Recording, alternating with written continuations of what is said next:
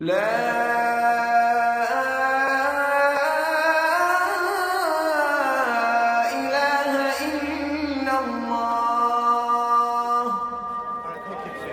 name, sir? Let's start with Philip. Imran, nice to meet you. Just so I don't keep referring to you as a So Adam is first prophet, right? well, So there's a discussion regarding that, but the point is this. Adam, Abraham, we can debate. Yeah. So if he was first prophet, Yes. then what book did he follow? Like I've said, Because as I said, you've got Aztec and Mayan culture, civilization, 6,000 years old. You've got Aborigines that are 4,000 years old. Okay, fine, they have nothing written. So my argument is, we've got drawings, Aboriginal, that are 40,000 years old. Aztec, Mayan, stuff, 6,000 years old. Okay, if Adam and Abraham, first prophets, then why don't we have scripture from them? we don't even have the original gospel copies of the Gospels, let alone what comes before that, right? So I don't see the point. I don't see the point you're making. I don't see the relevance. This is the core of your faith. What's the core? The claim that we are descendants from Adam. Right? If we are descendants from Adam, then you need to put forward some evidence. You know, we've got dinosaur bones in almost every single country in the world's natural history museum that are thousands and thousands of years old. But yet we've got some Muslim countries that claim to have the body of Adam sarcophagus, because remember Adam back then would be 90 feet tall. Well, according to the tradition, so we have a brand new dinosaur skeleton, or the dinosaur skeleton they took away. In the Natural History Museum, we used to have a dinosaur skeleton that's hundreds of thousands of years old. But yet I don't have an Adam or a human being who's 90 feet tall standing next to him. Okay. Now, you're making a separate point to your original point, because first it was about revelation, and now it's about fossils and so on and so forth. When it comes to fossils, just to make the point and go back to the original point, we don't have much fossils of any ancient human beings, to be honest with you. Right? Because even if you look at the evolutionary evidence, you can check out Sabur Ahmed's stuff online on YouTube. He's here regularly. There's not much as far as fossilization or fossil evidence is concerned of pre-ancient human beings is concerned. That's a side. I don't know how we got to that point. The main point, coming back to revelation, the point to understand is this: we have the Qur'an, which is the final revelation of God, which is preserved. Okay. Now the argument is this: if the Qur'an is from God, then what God says must necessarily be true. So if God has said in the Qur'an that there were previous messengers, previous prophets who were given revelation, that there were messengers that God sent from the beginning, and so on and so forth, then we take what God says to be true, based on the fact that it comes from what source it comes from. Do you see the point? You take it as being true. Yeah, do you see the point? I look at it from a different perspective. So that's the discussion. The discussion is... So my discussion was, if there's 130,000 messengers, you can't name me more than 25. Okay. Right? Yeah. And there's nowhere in the world to tell me there's an where underlying the 125,000 There's a problem with your point right now. Firstly, you just said you don't take the Quran as the authority. Okay. I don't. So if you don't take the Quran as authority... But that's your claim, not my claim. Just a second. If you don't take the Quran as authority, then why go into the text and bring out a claim from the Quran? Do you see the point? So before you do that, let me just finish it. Let me just finish the book. If your book makes a claim, let me how can I just think, oh, that's true? Philip, just hear me out, please. One second. The point is this. The first thing we need to establish is whether the Quran is from God. Once that can be done, then what the Quran says must necessarily be true. Right? What you're doing is you're saying, I don't believe in the Quran, yet I'm going to go take a particular verse of the Quran, and I'm going to So you don't question your book? Sorry? You don't question it? We have many reasons to believe the Quran is from God. We can discuss So those you now. never question it? Sorry, never question? Your book? Absolutely. Well, me personally, I was at a point in my life where I wasn't always practicing Muslim. I didn't know anything about Islam. And I looked So is that one traditions. point that you questioned? I questioned, absolutely. I questioned everything. So what was the answer to that? The answer to that was that the Quran is without a shadow of a doubt the final revelation of God. Without a shadow of a doubt. Fine. That's your belief. Do you want the evidence? So that one paragraph, which makes the claim that they spread to all corners of the earth, show me how that is true. That one paragraph. So I'm showing you that now. Now, who are they that venture to all parts of the earth? What it seems like you're asking for is evidence, physical evidence, for that to be the case. That one paragraph. There's many more, but so that one point paragraph. that the prophets came throughout history and they were spread all over the world into different nations of people for that to be proven to you, it seems like, correct me if I'm wrong, you're looking for some sort of physical, tangible evidence. Is that what you're asking for? Of course. Okay. So this is the problem with that. This is why we're not getting it. Why? What I'm saying, I've got stone monuments in southern Turkey that are 14,000 years old. Sure, but they're civilizations, yes, right? they're fragments They of the proclaim civilization. what they've achieved and what they've done. Even the king of Africa, with all his gold and his village, was the richest man in human being. You're not So understanding. I have history of that. Where do I have history Okay. of your 125,000? Here's my point to you, Philip. Like I said before, if you're looking for physical, tangible evidence, much of history regarding previous civilizations, much of it, yes, there's fragments. We have fragments of stones and tablets and so on and so forth. Let me finish my point. Let me like finish. a cop-out. Philip, you're not letting me finish. That's a cop-out. Philip, do you want a discussion or do you want to keep just making statements? I'm waiting for you to give me some No, evidence. well, you're not letting me speak. Philip, He's not going to interject one more. just 1 second, bro. Let me just make the point, and then you can bring back. Is that fair? Because then we can have a discussion. So you're asking for, the point I'm making is, as far as physical data of previous civilizations and previous people and previous nations and people that lived, is we don't have much of it. It's been lost to history. So it's irrelevant from that perspective. The point I'm making is this. Philip, let me make my point. What I'm saying, I'm giving you something better. What I'm saying is that the Qur'an is making the claim that there were messages sent throughout history and there were so many thousands of prophets. To establish that, what you need to do is establish whether the Qur'an is from God. Once you come to that conclusion, then what the Qur'an says must necessarily be true. That's great to prove than looking at scraps from history, because you don't have much. But you would have to analyze all of the Quran. Do you see my point? I understand your point.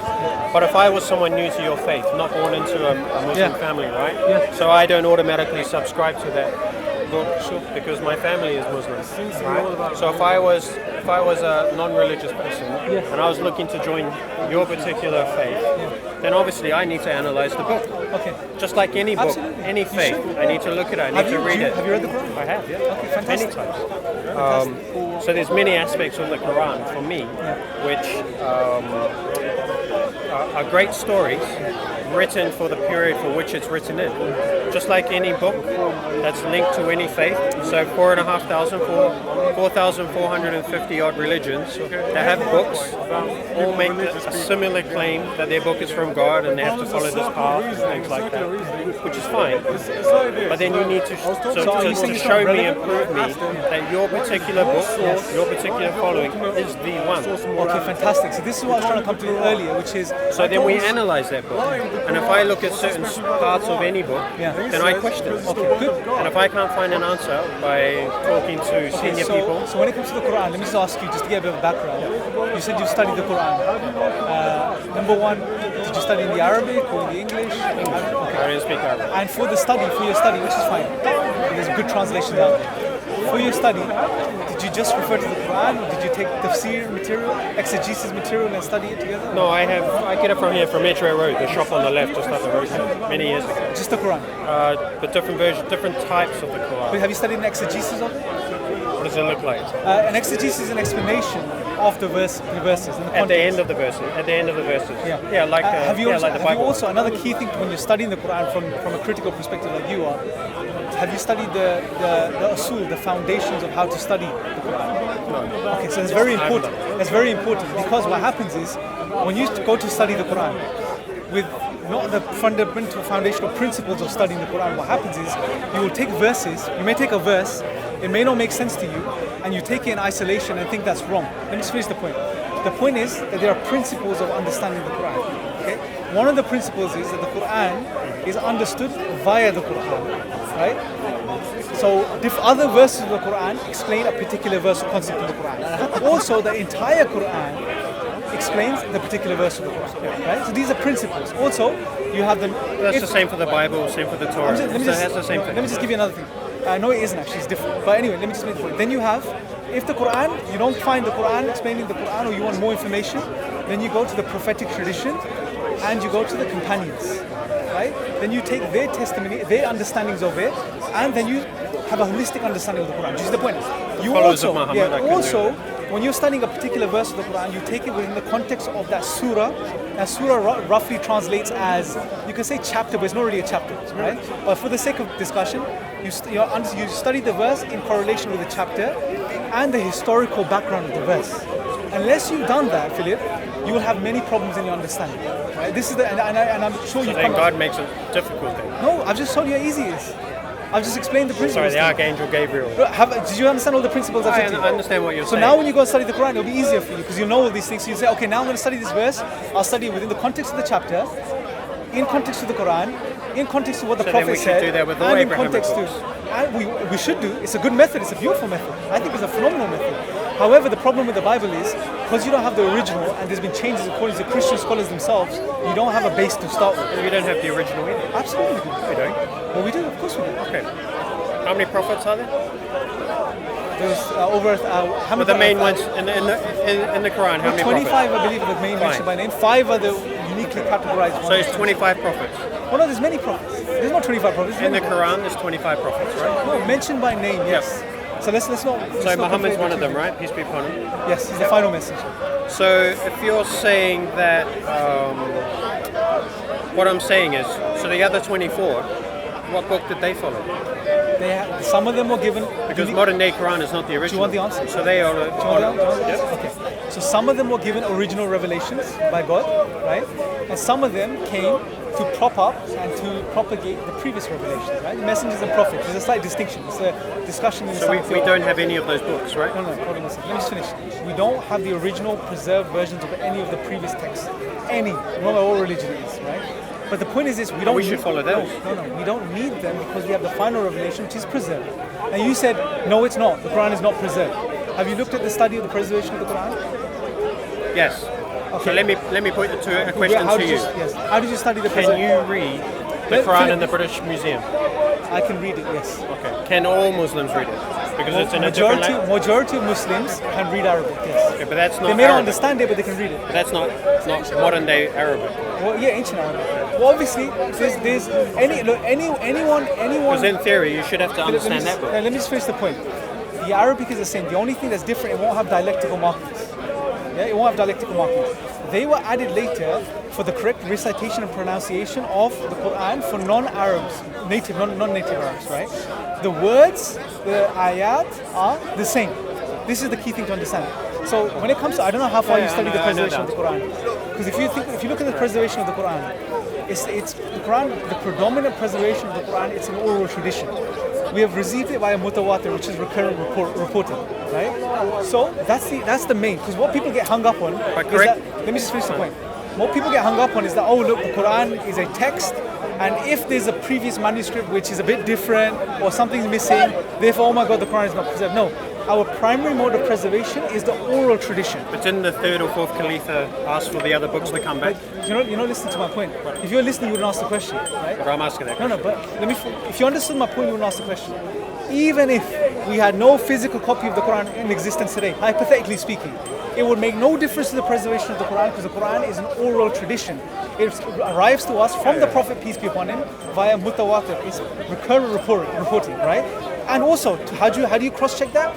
We have places in the world today, Philip, where they are young children, 8, 9, 10 years old, in parts of Africa. Here's the thing. They don't, check this out, they don't have a written language, yet they have memorized the Quran in its entirety, and if you were to fly one of them over right now, get a hufad, someone who memorizes the Quran, they can cross-check each other and they will recite the same Quran cover to cover. But for me, it's just a book. Written 1,500 years ago. Do you not appreciate the book? Do you not appreciate the magnitude of what I just said to you right now? It's just a book. Can you see it's preserved? I could say the book of Confucianism is amazing scripture as well. Do you agree it's preserved? Maybe if we use another book. Preserved. Yes. Okay, fine, nice. fantastic. That because you didn't agree to that a few minutes ago. That part is nice fantastic. for the tradition now you and agree. passing it down. Okay, that's good. Because before you said you don't believe it's the. Okay. Before you said you don't believe it's preserved, but now you do, which is good. It's a good starting point. I believe that it's preserved in the sense of the way it's been passed down by generations of people who can memorize every single word. So it's preserved. That part is nice. Okay, fantastic, excellent. So now, Philip, the point is for you see it as just another book. Okay, fine, that's fair enough, that's your position. What I will say now, if we know it's preserved, the only thing we need to do now, preservation is not a question. The only thing we need to do now is to see, and by the way, the preservation is a miracle itself, if you think about it. Because most texts from that, if you go back that far in history, are not preserved. I can't think of anything, maybe you know, and I don't know of any texts that are preserved from over 1,400, 2,000 years ago. Okay, so that in itself is a very strong proof that there's something very unique about this book because, there's a very interesting verse in the Quran where God says, that He has revealed the Qur'an and He is its guardian. He's going to protect it. It's very unique. And what we find is that the Qur'an is indeed protected and is preserved. So that in itself is a proof that this has divine origins. But you may not like It's that. very thin. Okay, that's fine. I respect that. That's right, guys. We need to memorize this book. So let me give you- learn it day in and day out, Yeah, like you see on TV in the madrasas, where those poor kids are just Okay. sitting there for hours, learning, reading, learning. If you want You can do Philip, that in any culture. fine. But most cultures, I don't know of any other tradition that memorizes They don't force it on a young child to do that. If you go to, there's a channel called Talk Islam. It's called Quran Kids. It's a very beautiful video. Yeah, it's on Skype. Yeah, so that's a bit of a misconstrued point because majority of the youth, Muslim youngsters, obviously there are those people parents that force their children and so on, no doubt. But majority do it willingly because it's something you have to be willing to do. It's not easy. Depends where they live. Okay, If they lived here in the UK, I would say maybe. let's put that. If they're in Pakistan or some parts of Africa, I would say probably Okay, not. let's put that point aside. The key point is this: although We'd probably agree on that. forcing someone to do something and it's not correct anyway, but that's a side point. The point is this: let me build a cumulative case for you for the Quran being from God, because I know I gave you one, which is the preservation. You said it's a bit thin for you, right? That doesn't say it's from God. No. Being passed down from generation to generation. Yes.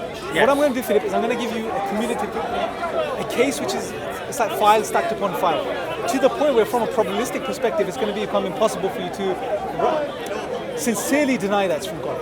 You may still deny it, but that's up to you. Okay. So, preservation is one thing. Another unique feature of the Quran is that it's very easy to memorize. Right? Although a majority of the people that memorize the Quran in the world are non-native Arabs. They don't even know what the Arabic means, but they can memorize it. Right? And God says in the Quran that He's made it easy for you to remember, so you would remember it, right? Which is fine. So it's another very unique thing. Another thing that the Quran says, which is being evidentially and empirically seen in reality, which is kids from Indo-Pakistani backgrounds, from British backgrounds, who have no knowledge of the Arabic language, can easily memorize the Arabic cover to cover. Very unique, very special. Another point, let me build another case. Another unique feature of the Quran Still very weak. Sure, I'll give you more. I'm going to keep giving you more. I need something strong. Sure. It's building. Let me build the case. The third unique thing about the Quran is that the message of the Quran is in line with human nature. Now, what do I mean by this? When you look at the concept of God in Islam, for me, this is one of the greatest evidences of miracle.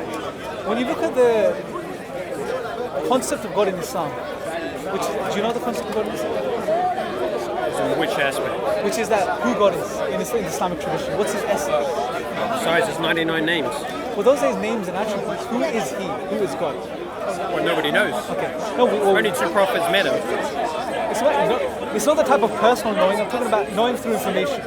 Only two prophets met him and spoke to him. Let me give you a background of what the Quran says. What the Quranic concept, what God tells us about Himself in the Quran. He is Ahad, which means He is uniquely one, a one without a second, and a one you can't break into any parts. Right? He is unlike His creation. It's not a one that you can try to amalgamate with creation in any way, shape, or form. Like the Christians would say God is one, but it's not Ahad because they break God into parts and they say that He came into this physical reality, He's born in flesh. You may say Wahid in Arabic, but not Ahad. Ahad is He's uniquely one. Okay?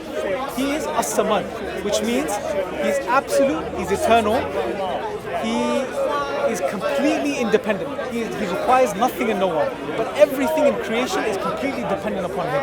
Right? He was not born and He does not give birth. And there is nothing like Him. You can't compare Him to anything within this physical reality. Okay. In a nutshell, that's who God is. Okay? Now, that concept of God is, if you look at cross-culture, and you could do this yourself, go speak to many different people, whether they're atheists, agnostic, say, look, let me give you a concept of God. Does this make sense to you? If you were to believe in God, would this make sense to you? They would say, this is in line with what feels natural. It's because it's a part of human nature. It's in line with all the other gods and movies and media that is forced onto us. Absolutely not. Because when you see concepts of God in the movies and media, it's totally different from what I've said to you. No, it's not. It's the same. Well, for example, you see old mythological movies where there's lots of mythology, and you have many gods fighting each other, and they look in physical form, and they're on earth. This is not God. God of thunder. No, we don't believe in that. There is no God of thunder. There is one God. He's eternal. No, but I'm telling you Not the a Islamic God. perspective, right? And I'm telling you one of the miracles of the Quran is that God is unlike anything you can imagine. He's one. There is no other, right? Now this concept, if you were to take a child and put him on a desert island, and there's research that's done on this by Justin O'Barrett as well, and ask him who made these mountains, who made these trees, they will say there's something behind them. There's a cause. If you were to press, I would argue as to who this cause is, they will say there's one. Depends where you get the child from. If the child is aware of religion, then he will say it was God. No, there's research done on atheist children as well, by the way. Have a look at Olivera Petrovich. A kid that goes to school would know about God. Study it's very hard the to works say. of Olivera Petrovich. She's done study on children, and I believe it's not religious children, it's children in general. And what she's seen or shown is that the belief in God is natural. So the belief of God in Islam is very natural. The concept of God is very natural. And I believe that is a very strong proof for God that this is from God, this book, this Qur'an. That's number 3. So you're talking about God being the natural instinct of human beings. So what I'm saying but yet no one's actually seen God. No, so what I'm saying is that the concept of God you find in the Qur'an is in line with human nature. The human understanding of God is natural. But has any human being seen God? No, you can't see God. Has any human being spoken to God? God? See God. That's besides the point. But then if I was to talk to someone from a different faith, a Christian, they would say that they have a conversation but I'm with not arguing for a Christian God. No, I'm just saying their point of view. Yeah. They would say they have conversations with God. That's really and on true. occasions they would see God. Muslims have conversation with God 5 times a day. But there's no response. No, of course there is. If you look at the narration... So God's spoken to you? Let me just make the point. If you look at the tradition of the Prophet, peace be upon him, in one of the hadith, he says that when the believer, the slave of God, in salah, which is connection with God, is translated as prayer, and he is praying to God, and each time he recites Fatiha, which is the opening chapter of the Quran, with each verse there's a response. God responds to it. So there is a very deep connection. So now, it's not, this is what I'm going to say. It's not the type of connection, the common type of human connection we have, which is the one we're having now. It's a much deeper and more profound connection. But that's besides the point. We'll come to it at the end. So that's point 3. Point number 4, and this is very profound. And I'm studying this right now. When you study the Arabic language and you look at the construct of the Quran, there's a lot of research that's been done on this. If you look at the Journal of Quranic Studies, there's a paper in this as well which points to these realities. The language, eloquency of the language. the literary structure and eloquency of the language, it's beyond anything any Arab can ever produce. You know, at the time of the Prophet, peace be upon him, the Arabs were known for their literary skills, their language, right? For example, in the Kaaba... He's meant to be illiterate. No, but the ones that... Someone to conquer many nations, sure, but that's the reason. The literate amongst them, the Arabs, they weren't known for anything else, but the literate amongst them, they had reached the pinnacle of the Arabic language. The structuring of it, the use of it for their poetry. Now, when the Qur'an came, this is why I believe one of the reasons the Prophet said that this was his miracle, is because when the Qur'an came, it descoped what they were doing. I'll give you an example in history. But shouldn't that also be in the other books predating the Quran? Not necessarily. Why? Because every prophet was given different miracles. So how can God be eloquent in one book and not in the other? I'm not saying God wasn't eloquent in previous books, but we don't know what those previous books exactly. were. So it's irrelevant to our discussion right now. So our discussion is about the Quran, right? So let's stick to that. The point being this. The last book, Torah's first. Sure, but we're discussing the Quran right now, so let's carry on, right? The point is this. That structure of the Quran, when the best, one of the best Arab poets at the time was sent to challenge the Prophet, peace be upon him, when he heard the Quran, he turned back and he left. Because he said, this is not from a man, this can't be produced by a man. Because he was someone that appreciated the structure and the use of the language, and he saw what the Quran was as something descoping the language, right? I'll give you a simple modern day example of what's going on here, just to put it in I've heard that analogy before. No, but let me make it real for you. I haven't looked into it myself. So let me help you with making it real, because at the moment it may be a bit abstract, right? Have you read a philosophy book? Sure you have. Yeah. Okay. So take a philosophy book, the genre of philosophy. Have you read a book on poetry? Yeah. Okay. Long time. Okay, fantastic. Have you read a science textbook? Of course. Yeah. Okay. Now, if you think about these 3 distinct genres, they're very unique in the style, right? For example, they're only unique for the period which they're written in, because they can change. That's fine. But what I'm talking about is the style, right? So take a philosophy book, right? Now you know what philosophy books known for? What are they known for? Deep thought, they're deep thought, depth, wisdom, so on and so forth. They're not the most pleasant to read. You won't find poetry in a philosophy book, right? No. Okay. Now what is a book on poetry known for? poetry. Yeah, it's the beautiful sound, the rhythm, the rhyme. It's not known for its philosophy necessarily, or its textbook style of facts. Yeah? What's the scientific textbook known for? For work on scientific theories. So clear-cut, concise proofs, right? Evidences, certain facts, is statements, right? Yeah. Okay. Now here's what's unique about the Qur'an. And let me ask you this. If I was to ask you to take a philosophy book, the genre and the content of the philosophy book, take the skills of the poetry book, the eloquence and the style of the poetry book, take the factual nature of a scientific textbook, bring them all together, produce one book combining all of them together without losing anything from the original books as far as meaning and purpose. The answer is you can't do that. Because you'll end up, something will be compromised. Either the poetry, then rhyme will be compromised, either the depth and wisdom will be compromised, or either the knowledge will be, the scientific points will be compromised, the clear points will be compromised. And what's unique about the Qur'an is that it combines all of these genres. I would beg to differ. The scientific aspects of the Qur'an. No science. There's nothing to do with science. What do you mean nothing to do with science? There's a whole array of books. No. Where's the book then?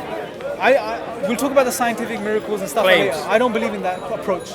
That's the side point. But my point is, you're bringing all of these genres together, and it's in the Quran, and it doesn't take away in any way, shape, or form. For example, let me give you an example. The idea is nice, but in reality, it's not true. You haven't studied Arabic, Philip. It's a very arrogant position to hold. Name me one of the scientific proofs in the Quran. I'm not talking about scientific proofs. Well, why not? Red herring. Well, why not? I'm talking.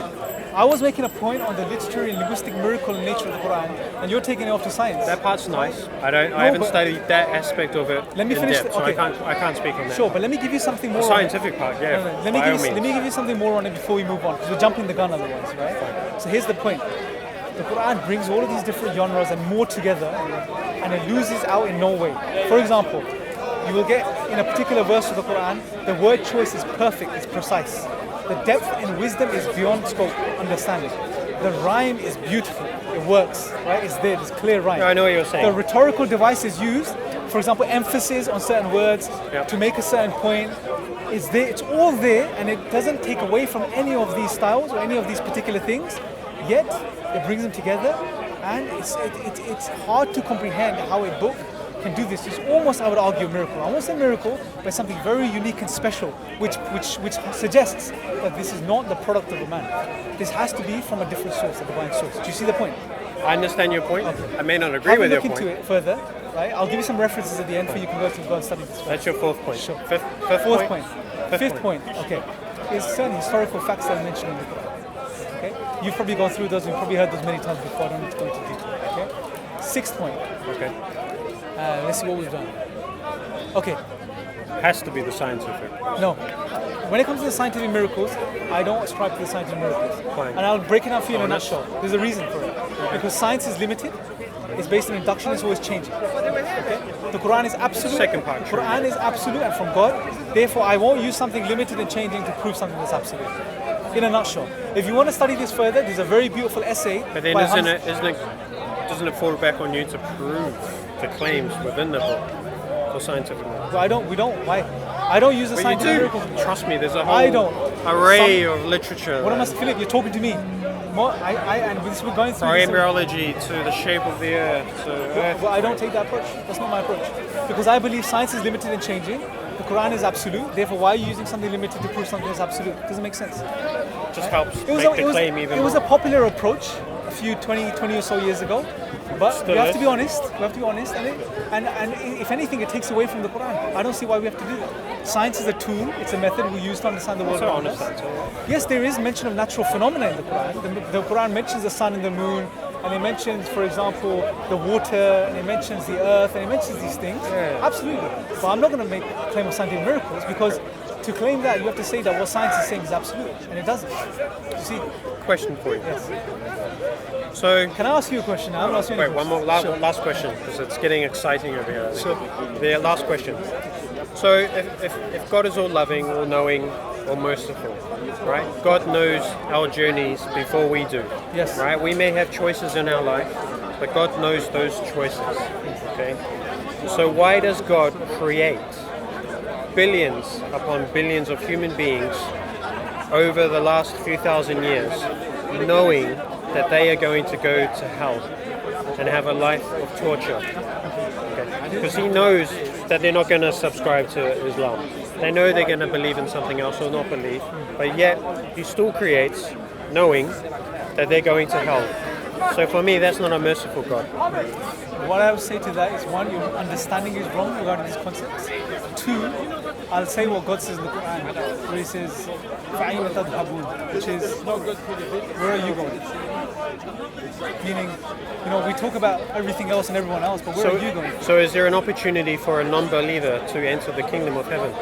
Like I said, Philip, well, you need to first ask yourself. Absolutely. The point is, absolutely. The point is that's a discussion for the scholars to have. And I'll give you one of the nuances of that. That's an honest answer. Let me give you one of the nuances. Because then I would say, then why do I need to subscribe to something? I'll tell you.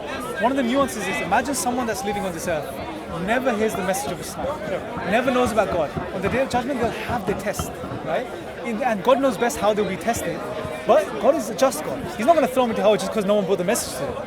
However, Philip, for you, if the messages come, a possibility. No, but if the messages come to you, yeah, there's a possibility, absolutely. For someone that hasn't had the message, I never say that God is going to put them in hell.